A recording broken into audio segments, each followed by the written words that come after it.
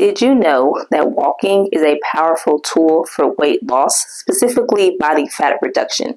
I have worked with people and I have read a few success stories of people that have been overweight that have lost a significant amount of weight simply by walking. This is actually something that works, so don't underestimate the power of walking.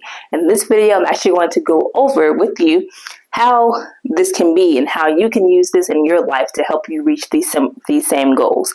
Before we get into the video, I'm going to pivot really quickly to my website. I want to highlight a few things. First, I do have programs that are for weight loss and that is for muscle building, so feel free to check those out.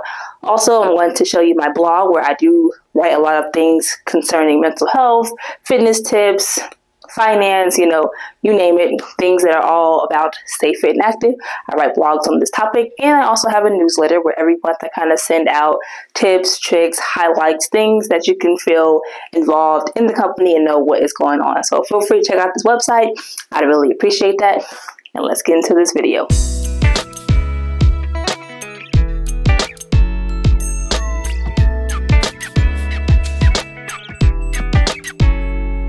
So walking, what is so great about walking? Well, first of all, if you are someone that is in a high body fat range, you feel more overweight than you would like to be, walking can be a very low impact aerobic activity.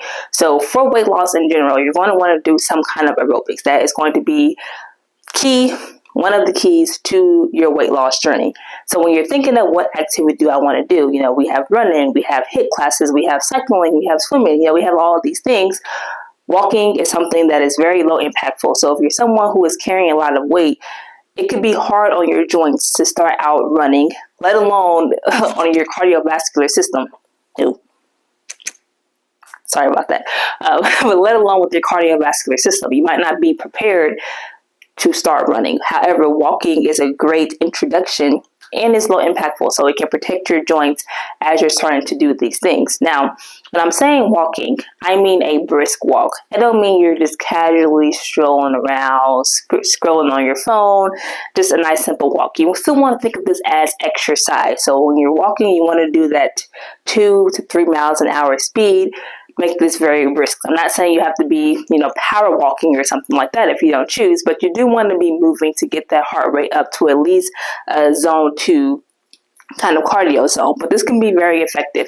And on top of that, walking is very versatile. So if you're unable to, let's say, walk for an entire hour straight, which could be great, you can still break this up. So maybe when you wake up in the morning, you go for a 15-minute walk. Maybe right after your lunch hour, you go and take another 15-minute walk. Then maybe right before dinner, you do a 30-minute walk. So throughout the day, you were able to get in intentional walking. You can also begin to challenge your walking. So if you're someone who already does walking, maybe your body has begun to adapt to what you're currently doing. Or maybe if you're someone who started walking and now we're 3 to 6 months into our walking, you feel like, well, I've been walking for about an hour straight now. I do this at a very brisk walk, but it's just not really feeling like it's getting me warmed up or doing anything for me. You can still adjust. So maybe you can start walking up hills.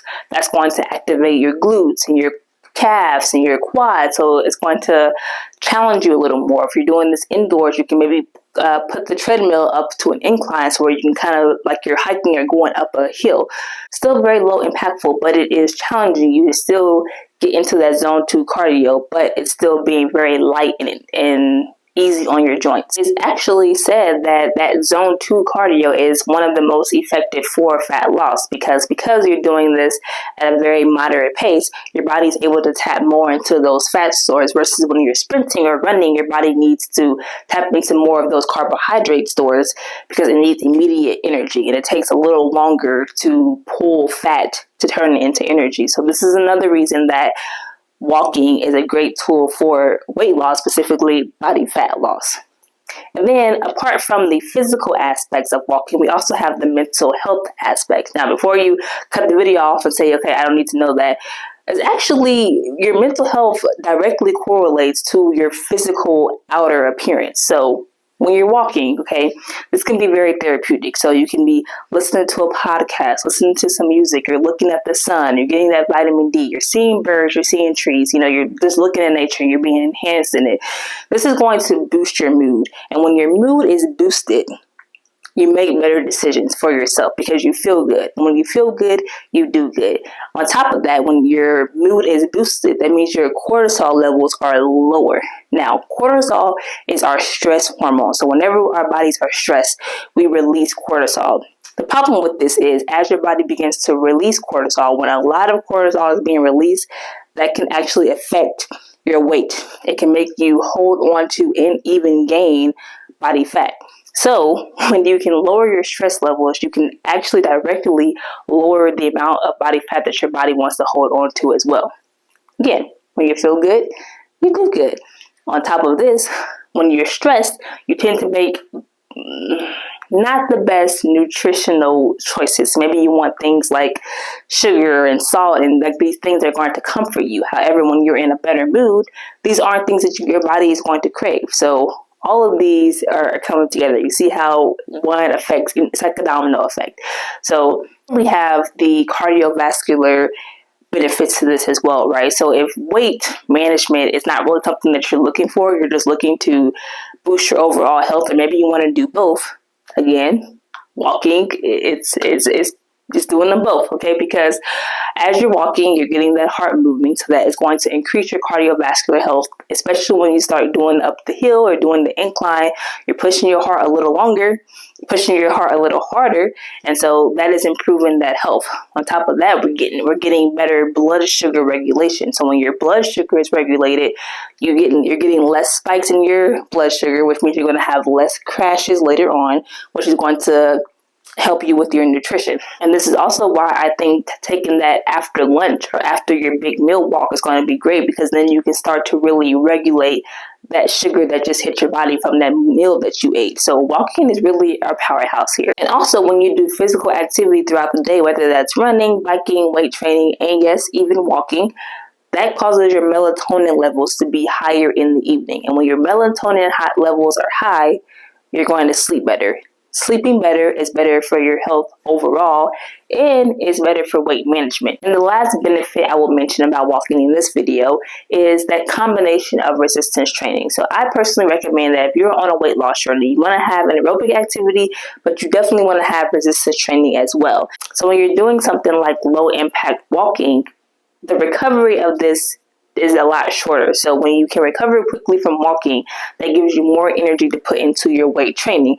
However, if you're going for, a run, you might not have the capacity to then lift your weights and do your resistance training because you burned out all your energy doing the running activity, which is also why, separate video, but it can be difficult being an endurance athlete and a strength training athlete because the energy levels for both just sometimes don't match together. But when you do something low impact like walking, your body can recover a lot quickly, and then you can go on to do your resistance training. So you're still getting in that cardio that is going to be great for decreasing that body fat, and then you can go and do your resistance training, which is going to be great for decreasing that body fat and maintaining that low body fat that you just were able to enter. So get out there and get walking. If you're someone that lives a very sedentary life, you're going to benefit the most from walking. And remember, you can't outwalk a bad diet. So no matter how active you are, if your nutrition is poor, it's going to be very difficult for you to reach your goals. So I want to leave one of my videos here on the best diet for weight loss. So combine that with this walking video and you're going to be off to a great start. That's all I have for you in this video. I really hope that you enjoyed it. If you did, you know what to do. Give me that thumbs up and I'll catch you in the next video. Don't forget to crush it.